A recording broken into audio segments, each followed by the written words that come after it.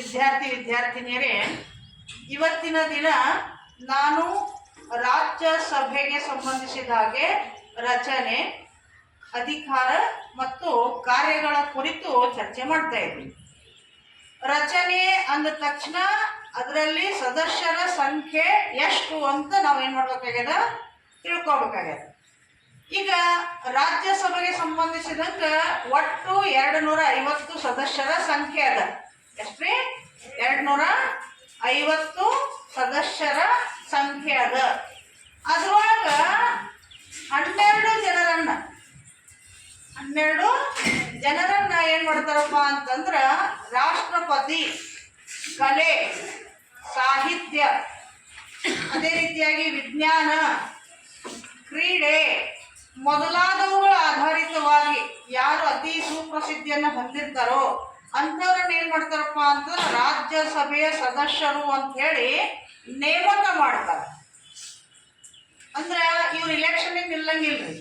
ಇವ್ರನ್ನ ಏನ್ ಮಾಡ್ತಾರೆ, ರಾಷ್ಟ್ರಪತಿ ಖುದ್ದಾಗಿ ಇಂತಹ ಒಂದು ಕ್ಷೇತ್ರಗಳಲ್ಲಿ ಪ್ರಸಿದ್ಧಿಯನ್ನ ಹೊಂದಿದ್ದಾದ್ರೆ ಅಲ್ಲೇನ್ ಮಾಡ್ತಾರೆ, ನೇಮಕವನ್ನ ಮಾಡ್ತಾ ಇದ್ದಾರೆ. ಇನ್ನು ಉಳಿದವರು ಅಲ್ಲಿ ಚುನಾವಣೆಗೆ ನಿಂತ್ಕೊಳ್ತಾ ಇದ್ದಾರೆ. ಇದು ರಚನೆಗೆ ಸಂಬಂಧಿಸಿದ ಹಾಗೆ ಬಂದಿದೆ. ಇನ್ನು ಇವರದೇ ಆದಂತಹ ಅರ್ಹತೆ ಏನು ಅಂತ ನಮಗೆ ಪ್ರಶ್ನೆ ಬರ್ತದೆ. ಅದರಲ್ಲಿ ಮೊದಲನೆಯದು ಭಾರತದ ಪ್ರಜೆಯಾಗಿರಬೇಕು. ಅಂದ್ರೆ ವಿದೇಶಿಗರಿಗೆ ಇಲ್ಲಿ ಅವಕಾಶ ಇಲ್ಲ. ಅವರು ಕಂಪಲ್ಸರಿ ಭಾರತದಲ್ಲಿಯೇ ಹುಟ್ಟಿ ಬೆಳೆದು ಇಲ್ಲಿ ನಿವಾಸಿಯಾಗಿರಬೇಕು ಅನ್ನುವಂಥದ್ದು ಅದ. ಇನ್ನು ವಯಸ್ಸಿನ ಅರ್ಹತೆಯನ್ನು ನಾವು ನೋಡಿದ್ದಾದ್ರೆ ರಾಜ್ಯಸಭೆಗೆ ಸಂಬಂಧಿಸಿದಂಗ 30 ವರ್ಷ. ತದನಂತರ ಇವರು ಸರ್ಕಾರಿ ಹುದ್ದೆ ಹೊಂದಿರಬಾರ್ದು, ಲಾಭದಾಯಕ ಹುದ್ದೆ ಹೊಂದಿರಬಾರ್ದು, ಮಾನಸಿಕವಾಗಿ ಅಸ್ವಸ್ಥನಾಗಿರಬಾರ್ದು, ಅಂದ್ರೆ ಹುಚ್ಚನಾಗಿರಬಾರ್ದು, ಅಪರಾಧಿ ಆಗಿರಬಾರ್ದು. ಇವೆಲ್ಲವೂ ಯಾವ್ದ್ರಲ್ಲಿ ಬರ್ತದೆ, ಅರ್ಹತೆಗೆ ಸಂಬಂಧಿಸಿದ ಹಾಗೆ ಬರ್ತಾ ಇದೆ. ಇನ್ನ ಇವರ ಅವಧಿ ಎಷ್ಟು ಅಂತ, ರಾಜ್ಯಸಭೆಯ ಸದಸ್ಯರ ಅಧಿಕಾರ ಅವಧಿ ಎಷ್ಟು ಅಂತಂದಾಗ ಇಲ್ಲಿ ಇದು ಶಾಶ್ವತ ಮನೆ ಅಥವಾ ಶಾಶ್ವತ ಸದನ ಅಂತ ಕರೀತಾರೆ. ಯಾಕೆ ಅಂತಂದ್ರ ಇದು 2 ವರ್ಷಕ್ಕೊಂದ್ಸಾರಿ 2/3 ಮೆಜಾರಿಟಿಯಷ್ಟು ಜನ ಇಲ್ಲಿ ಸದಸ್ಯರು ನಿವೃತ್ತಿ ಹೊಂದ್ತಾರೆ. ಹಂಗಾಗಿರೋದ್ರಿಂದ ಇದಕ್ಕೆ ಶಾಶ್ವತ ಒಂದು ಸದನ ಅನ್ನೋ ರೀತಿಯಲ್ಲಿ ಕರೀತಾರೆ. ತದನಂತರ ವೈಯಕ್ತಿಕವಾಗಿ ಅಲ್ಲಿ ನೋಡಿದ್ದಾದ್ರೆ 6 ವರ್ಷ ಅಧಿಕಾರಾವಧಿ ಬರ್ತಾ ಇದೆ. ಎಷ್ಟು ವರ್ಷ? 6 ವರ್ಷ ಅಧಿಕಾರಾವಧಿ ಬರ್ತಾ ಇದೆ.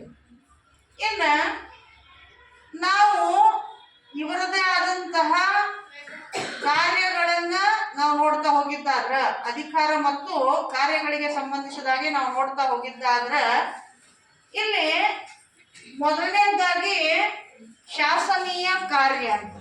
ಮೊದಲನೇದು ಶಾಸನೀಯ ಕಾರ್ಯ. ನೋಡಿ, ಶಾಸನಗಳನ್ನ ತಯಾರಿ ಮಾಡಬೇಕು ಅಂತಂದ್ರ ಅದು ಲೋಕಸಭೆಯಲ್ಲಿಯೂ ಮಸೂದೆ ಮಂಡನೆ ಮಾಡಬಹುದು ಅಥವಾ ರಾಜ್ಯಸಭೆಯಲ್ಲಿಯೂ ಮಸೂದೆ ಮಂಡನೆ ಮಾಡಬಹುದು.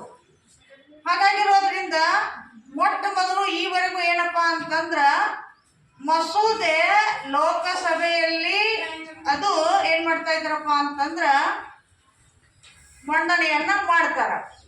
ಅದರಲ್ಲಿ 3/2 ಅಂದ್ರ ಇಂಗ್ಲಿಷ್ನಲ್ಲಿ ನಾವು 2/3 ಅಂತ ಹೇಳ್ತೀವಿ. ಮೆಜಾರಿಟಿ ಅಷ್ಟು ಬಿಲ್ ಅಂತಂದ್ರ ಮಸೂದೆ ಅದು ಪಾಸ್ ಆಗ್ತದ. ಅಲ್ಲಿಂದ ಎಲ್ಲಿಗೆ ಬರ್ತದಪ್ಪ ಅಂತಂದ್ರ ರಾಜ್ಯಸಭೆಗೆ ಬರ್ತದ, ಲೋಕಸಭೆಯಿಂದ ರಾಜ್ಯಸಭೆಗೆ ಬರ್ತದ. ಹಂಗಾಗಿರೋದ್ರಿಂದ ಆ ರಾಜ್ಯಸಭೆಯೊಳಗ ಅಲ್ಲಿರುವಂತ ಸದಸ್ಯರು 2/3 ಅಷ್ಟು ಮೆಜಾರಿಟಿ ಅಷ್ಟು ಏನ್ ಮಾಡ್ತಾರಪ್ಪ ಅಂತ ಮತವನ್ನ ಚಲಾಯಿಸಿ ಇವ್ರು ಎಲ್ಲಿ ಕಳಿಸ್ತಾರ, ರಾಷ್ಟ್ರಪತಿಗೆ ಕಳಿಸ್ತಾರ. ಅಕಸ್ಮಾತ್ ಅವ್ರಿಗೆ ಅದು ಇಷ್ಟ ಆಗಿದ್ದಿಲ್ಲ ಅಂತಂದ್ರೆ ಅವ್ರು ವಾಪಸ್ ಮತ್ತೆ ಲೋಕಸಭೆ ಕಳಿಸ್ತಾರೆ. ಲೋಕಸಭೆಯೊಳಗೆ ಅದನ್ನ ಮತ್ತೆ ತಿದ್ದುತ್ತಾರ, ಆಮೇಲೆ ಎಲ್ಲಿ ಕಳಿಸ್ತಾರ, ಅದನ್ನ ರಾಜ್ಯಸಭೆ ಕಳಿಸ್ತಾರ. 2ನೇ ಸಾರಿ ಕಳಿಸಿದ್ರಪ್ಪ ಅಂತಂದ್ರ ಇವ್ರು ಕಂಪಲ್ಸರಿ ಎಲ್ಲಿ ಕಳಿಸ್ಬೇಕು, ರಾಷ್ಟ್ರಪತಿ ಅವ್ರ ಕಡೆಗೇನೆ ಕಳಿಸ್ಬೇಕು. ಸೊ ಇದು ಏನಪ್ಪಾ ಅಂತಂದ್ರ ಅವರು ಅಪ್ರೂವಲ್ ಮಾಡಿ ಕಳಿಸ್ತಾರ ನೋಡ್ರಿ, ಒಪ್ಪಿಗೆ ಕೊಟ್ಟು ಕಳಿಸ್ತಾರಲ್ಲ, ಅದಕ್ಕಾಗಿ ಇದು ಶಾಸನೀಯ ಕಾರ್ಯವನ್ನ ಮಾಡ್ತದೆ ಅಂತ ಹೇಳ್ತಾರೆ. ಇನ್ನ ಎರಡನೇದಾಗಿ ಕಾರ್ಯಾಂಗೀಯ ಕಾರ್ಯ ಅಥವಾ ಆಡಳಿತದ ಕಾರ್ಯ ಅಂತ ಹೇಳ್ತಾರೆ. ಇಲ್ಲಿ ಆಡಳಿತವನ್ನು ನಡೆಸ್ಕೊಂಡು ಹೋಗುವಂತ ಜವಾಬ್ದಾರಿ ಇವರಿಗೆ ಇದೆ ಅಂತ ಇಲ್ಲಿ ಹೇಳ್ತಾರೆ. ಇನ್ನ ಮೂರನೇದಾಗಿ ಇಲ್ಲಿ ಹಣಕಾಸಿನ ಕಾರ್ಯ ಅಂತ. ಇಲ್ಲಿ ಬಿಲ್ ಪಾಸ್ ಮಾಡ್ಬೇಕಾದ್ರ ಅಂದ್ರ ಮಸೂದೆ ಮಂಡನೆ ಮಾಡುತ್ತಿರ್ಬೇಕಾದ್ರ ಕಂಪಲ್ಸರಿ ಲೋಕಸಭೆಯವರ ಮಾಡ್ಬೇಕು. ಇವ್ರಿಗೆ ಮಾಡ್ಲಿಕ್ಕೆ ಅವಕಾಶ ಇಲ್ಲ. ಫಸ್ಟ್ ಬಿಲ್ ತಯಾರು ಮಾಡಿ ಇವರೇ ಅದನ್ನು ಪಾಸ್ ಮಾಡಬೇಕು ಅಂತಂದ್ರೆ ನಮ್ಮ ಸಂವಿಧಾನದೊಳಗೆ ಅವಕಾಶ ಇಲ್ಲ. ಕಂಪಲ್ಸರಿ ಏನು ಮಾಡಬೇಕು, ಲೋಕಸಭೆಯೊಳಗ ಮಾಡಬೇಕು. ಲೋಕಸಭೆಯಿಂದ ಎಲ್ಲಿಗೆ ಬರ್ತದ, ಇದು ರಾಜ್ಯಸಭೆಗೆ ಬರ್ತದ, ಅದಕ್ಕೆ ಅಪ್ರೂವಲ್ ಕೊಡ್ತಾರ್ರಿ. ಅದಕ್ಕಾಗಿ ಇದು ಸಹಿತ ಏನ್ರಿ ಹಣಕಾಸಿನ ಕಾರ್ಯ ಅಂತ ಹೇಳ್ತಾರೆ. ಅಂದ್ರೆ ಫಸ್ಟ್ ಟೈಮ್ ತಯಾರು ಮಾಡಿ ಎಲ್ಲಿ ಕಳ್ಸಲ್ಲ, ಲೋಕಸಭೆ ಕಳ್ಸಲ್ಲ. ಲೋಕಸಭೆಯಿಂದಲೇ ರಾಜ್ಯಸಭೆಗೆ ಬರ್ಬೇಕು ಕಂಪಲ್ಸರಿ ಅನ್ನೋ ಲೆಕ್ಕದಲ್ಲಿ ಇದು ವ್ಯವಸ್ಥೆ. ಇನ್ನ ಚುನಾವಣಾ ಕಾರ್ಯ ಅಂತ ಹೇಳ್ತಾರೆ. ಚುನಾವಣಾ ಕಾರ್ಯ ಅಂದ್ರ ರಾಷ್ಟ್ರಪತಿ, ಉಪರಾಷ್ಟ್ರಪತಿ ಇವರ ಚುನಾವಣೆ ನಡೆಯುವಂತ ಸಂದರ್ಭದಲ್ಲಿ ಸಂಸತ್ತಿನ ಸದಸ್ಯರು ಅಂತಂದಾಗ ರಾಜ್ಯಸಭೆಗೆ ಸಂಬಂಧಿಸಿದ ಸದಸ್ಯರು ಎಲ್ಲರೂ ಏನ್ ಮಾಡ್ತಾರಪ್ಪ ಅಂತಂದ್ರೆ ಚುನಾವಣೆಯಲ್ಲಿ ಪಾಲ್ಗೊಳ್ತಾ ಇದ್ದಾರೆ. ಹಾಗಾಗಿ ಇಲ್ಲಿ ಚುನಾವಣೆಯ ಸಂದರ್ಭದಲ್ಲಿ ರಾಷ್ಟ್ರಪತಿ ಮತ್ತು ಉಪರಾಷ್ಟ್ರಪತಿ ಚುನಾವಣೆಯ ಸಂದರ್ಭದಲ್ಲಿ ಮತ ಚಲಾವಣೆ ಮಾಡ್ತಾ ಇರೋದ್ರಿಂದ ಇದು ಏನಂತ ಹೇಳಿದ್ರು, ಚುನಾವಣಾ ಕಾರ್ಯ ಅಂತ ಹೇಳಿದ್ರು.